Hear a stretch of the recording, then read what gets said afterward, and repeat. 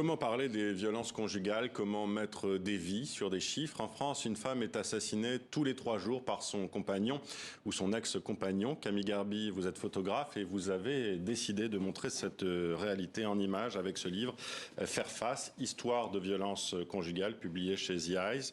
Ce qui choque d'abord dans votre livre, c'est la première série d'images, des images d'objets du quotidien, fer à repasser, cutter, coussin, sac en plastique, couteau, sauf que derrière chaque photographie, il y a des noms, les noms des femmes tuées par un de ces objets. C'est une mise en scène très symbolique et très violente également. Oui, et à la fois très douce.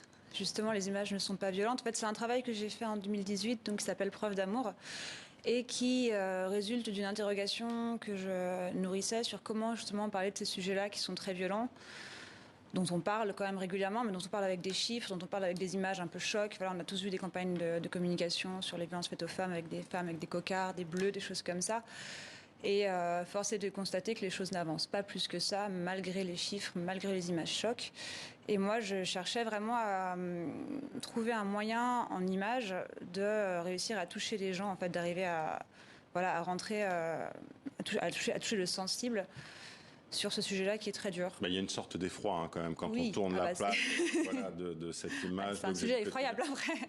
Effectivement, mais de voir justement toute cette liste de noms derrière une image de fer à repasser, effectivement, c'est assez effrayant. Vous avez organisé ce livre autour de 3 séries photographiques. On vient de parler de la première, et vous exposez ensuite les monstres n'existent pas, ces hommes, mais aussi une femme, qui ont tué leur compagne ou leur compagnon, des images et leur histoire. Comment vous est venue cette idée? Vous vouliez vraiment leur parler, leur donner aussi la parole? Tout à fait. En fait, au sortir de cette première série, donc Preuve d'amour, sur laquelle j'ai travaillé pendant plus de 9 mois, enfin presque un an, et qui était donc très difficile à réaliser parce que c'est que des histoires terribles, j'avais besoin d'essayer de comprendre comment on peut sortir des violences, vu qu'on peut en mourir, quelles sont les solutions pour en sortir. Et très rapidement, il m'a semblé assez évident que les réponses justement étaient à chercher du côté des victimes, mais aussi du côté des auteurs, parce que tant qu'il y aura des auteurs, il y aura des victimes, les choses sont liées. Et je me suis rendu compte, donc en allant à la rencontre de plein de professionnels qui prennent en charge ce public-là, je me suis rendu compte qu'il y avait un vrai tabou sur la question des auteurs de violences. On n'en parle jamais, c'est très mal vu, même du point de vue professionnel. Finalement, les associations qui prennent en charge les auteurs ne sont pas si bien vues parce qu'on considère que presque qu'elles prennent l'argent des victimes. Enfin, c'est pas évident. Et moi, ça me semblait assez, au contraire, évident d'essayer de mettre en lumière ces personnes parce qu'elles peuvent être part de la solution, parce qu'elles sont parmi nous. En fait, le titre "Les monstres n'existent pas", ça vient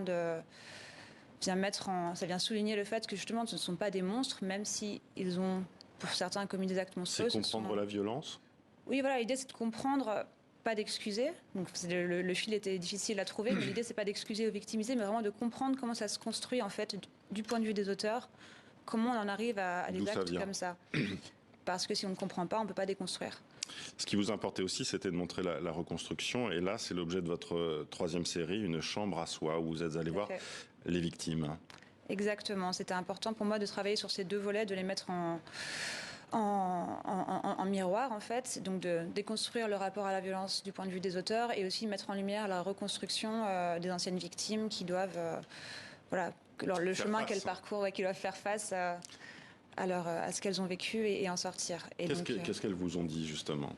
C'était incroyable, parce qu'en plus, j'ai travaillé avec un foyer qui s'appelle le FIT Une femme, un toit. C'est un centre d'hébergement qui prend en charge des très jeunes femmes âgées de 18 à 25 ans qui sont victimes de violences conjugales, intrafamiliales ou sexuelles.